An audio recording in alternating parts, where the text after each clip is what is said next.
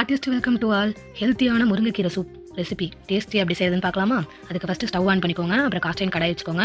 கடாய் நல்லா ஹீட் ஆனதுக்கப்புறமேட்டு தேவையான இன்க்ரீடியன்ஸ்லாம் ஆட் பண்ணிக்கலாம். அதுக்கு ஃபஸ்ட்டு முருங்கைக்கீரை நான் ஆஞ்சி நல்லா கழுவி வச்சிருக்கேன். கூட தக்காளி, அப்புறம் கொஞ்சம் சின்ன வெங்காயம் எடுத்துக்கலாம், ஒரு கைப்பிடி அளவு. நெக்ஸ்ட்டு வந்து கொத்தமல்லி, கல்லுப்பு, மஞ்சத்தூள், மல்லித்தூள், ஜீரகம், இஞ்சி, பூண்டு இதெல்லாம் ஆட் பண்ணிக்கலாம். இதெல்லாம் ஆட் பண்ணும்போது நல்லா ஸ்பைஸியாக இருக்கும், சூப் நல்லா ஹெல்த்தியாகவும் இருக்கும். கடாய் நல்லா காஞ்சிச்சு. இப்போ வந்து ஃபஸ்ட்டு முருங்கைக்கீரை இருக்கு இல்லையா, அதை வந்து ஆயில் எதுவுமே சேர்த்தாமல் எம்டியாக அப்படியே முருங்கைக்கீரையை கடாயில் ஆட் பண்ணிக்கலாம். அயன் டெஃபிஷியன்சி இருக்குது, இல்லை வந்து ரொம்ப டயர்டாக இருக்குது, விட்டமின் தேவைப்படுது அப்படின்னு நினைக்கிறவங்க எல்லாமே இதை வந்து தாராளமாக எடுத்துக்கலாம். இது ஒரு சூப்பரான சாய்ஸ் கூட. நெக்ஸ்ட்டு சின்ன வெங்காயம் ஆட் பண்ணிக்கலாம், ஒரு கைப்பிடி அளவு தோல் உரிச்சிட்டு. அப்புறம் தக்காளி ஆட் பண்ணிக்கலாம். ஒரு தக்காளி மீடியம் சைஸ் எடுத்திங்கன்னா போதும். நீங்கள் கீரை எவ்வளோ போகிறீங்களோ அதுக்கு ஏற்ற அளவு. நெக்ஸ்ட்டு நான் சொன்னேன் இல்லையா அந்த மசாலா, அதெல்லாமே ஆட் பண்ணிக்கலாம். ஆட் பண்ணிட்டு எந்த ஒரு ஆயில் எதுவுமே சேர்த்த வேணாம், இதை மட்டும் ஆட் பண்ணி ட்ரையாக அப்படியே வதக்கி விட்டுக்கலாம். ஒரு 2 நிமிஷம் போல் வதங்கட்டும். இது எதுக்காக ஃபஸ்ட்டு வதக்குறோன்னா, அதெல்லாம் கொஞ்சம் மிக்ஸ் ஆகணும் போட்ட பொருள்லாம் அப்படிங்கிறதுக்காக தான்.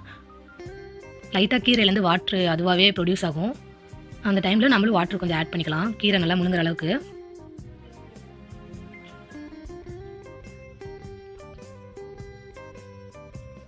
நல்லா வதக்கி விட்டுக்கலாம்.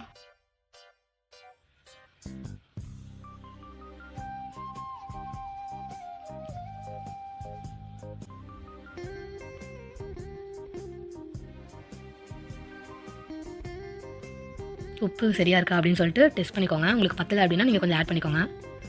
நெக்ஸ்ட்டு தண்ணி கொஞ்சம் ஆட் பண்ணிக்கலாம், நல்லா முழுங்குற அளவுக்கு. அப்புறம் கலரி விட்டுக்கலாம். ஸ்டவ்வை மீடியம் ஃப்ளேமில் வச்சு ஒரு 5 to 10 நிமிட்ஸ் நல்லா கொதிக்கட்டும். கொதித்து நல்லா அந்த வெங்காயம் இதெல்லாம் நல்லா வெந்திருக்குதுங்கிறது பார்த்தாலே நீங்கள் ஃபீல் பண்ண முடியும். அந்த மாதிரி கொதித்ததுக்கப்புறம்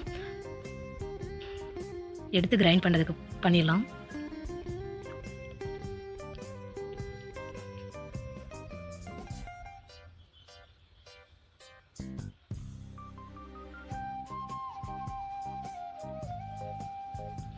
முருங்கைக்கீரையோட பயன்கள் எந்த அளவுக்கு இருக்கும்னா, நீங்கள் மெடிசன் எடுத்துக்கிறது எந்த அளவுக்கு இருக்குமோ அந்த அளவுக்கு முருங்கைக்கீரையோட பயன் இருக்கும். இப்போ முருங்கைக்கீரை வந்து வாரத்தில் ஒரு நாள் ஆட் பண்ணிக்கிட்டிங்கனாவே போதும், ஹெல்த் வந்து அவ்வளோ வந்து ஹெல்த்தியாக இருக்கும் அப்படின்னு சொல்லிட்டு டாக்டர்ஸ்லேயே நிறைய பேர் ரெக்கமெண்ட் பண்ணுறாங்க.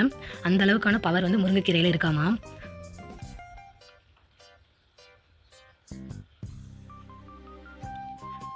நல்லா கொதித்து தண்ணியெல்லாம் நல்லா கொதித்து லைட்டாக ட்ரை ஆகும். அதே சமயம் நல்லா உங்களுக்கே தெரியும், நல்லா ஆவி பறக்க நல்லா கொதிக்குது. இப்போ வந்து நல்லா மிக்ஸ் பண்ணிக்கலாம். 5 to 10 நிமிட்ஸ் நல்லா கொதிக்க விடணும். அப்போ தான் கீரையோட அந்த ரா ஸ்மெல் போகும்.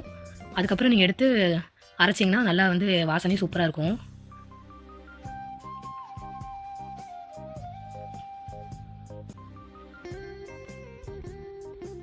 முருங்கைக்கீரை எப்பயுமே நீங்கள் நோட்டீஸ் பண்ணியிருப்பீங்கன்னு நினைக்கிறேன். எப்போவுமே முருங்கைக்கீரை தண்ணியில் போட்டால் முழுசாக முழுகவே முழுகாது. நல்லா நம்ம கையிலேயே தான் ஒட்டுமே தவிர அந்த தண்ணியில் வந்து அது நல்லா முழுகாது. ஏன் அப்படின்னு சொல்லி உங்களுக்கு தெரிஞ்சால் கமெண்ட்டில் சொல்லுங்கள். நான் என்ன நினைக்கிறேன்னா, முருங்கைக்கீரை வந்து தண்ணியோட சேராது போல், அதனால தான் அப்படியே இருக்குதுன்னு நினைக்கிறேன். ஆனால் எனக்கு அது ஏன் அப்படின்னு சொல்லிட்டு இதுவரை சரியாக தெரியல. இப்போ வந்து முருங்கைக்கீரை எடுத்து மிக்ஸி ஜாருக்கு சேஞ்ச் பண்ணிக்கோங்க.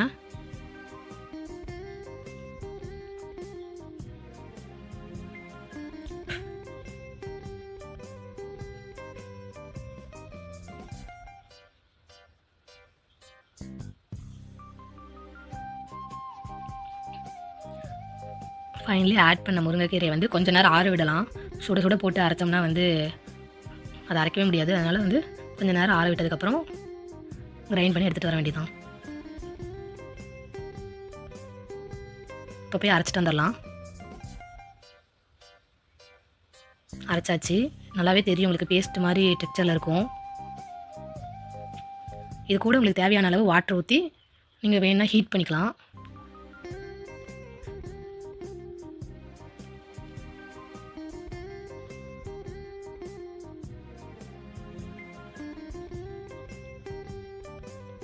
அதை ஒரு பாட்டுக்கு மாற்றியாச்சு. ஃபைனலாக நான் வாட்டர் ஊற்றி எனக்கு தேவையான அளவு வாட்டர் ஆட் பண்ணி ஹீட் பண்ணிட்டேன். இதுதான் என்னுடைய ஃபைனல் கீரை சூப் ரெடி ஆகிடுச்சு. லாஸ்ட்டு ஃபைனல் டச்சாக கொஞ்சமாக பெப்பர் வந்து ஆட் பண்ணிக்கோங்க. இன்னும் டேஸ்ட்டையும் அப்புறமேட்டு அதோடைய ஸ்பைஸையும் நல்லாவே இன்க்ரீஸ் பண்ணி கொடுக்கும். காரமாகவே இருக்கணும், அதே சமயம் ஹெல்த்தியாகவும் இருக்கணும்னா பெஸ்ட்டு சாய்ஸ் பெப்பர் தான். ஏன்னா சில்லியோட பெப்பர் வந்து காரம் தெரியும், ஆனால் வந்து இது வந்து காரம் கிடையாது. அந்த மாதிரிங்கிறனால ஹெல்த்தி டூ.